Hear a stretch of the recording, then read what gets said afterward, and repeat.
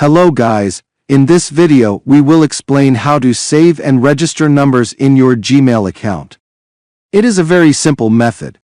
All you have to do is follow the steps explained in this video, but before broadcasting in the explanation, do not forget to subscribe to the channel, like the video, and share the video.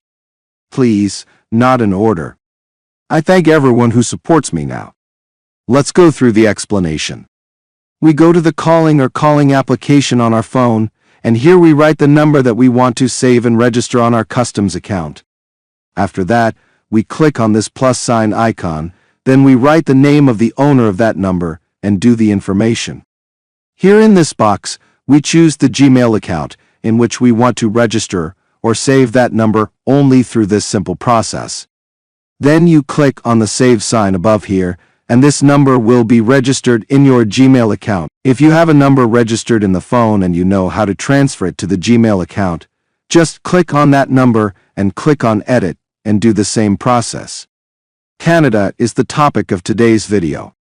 I hope you liked it and benefited.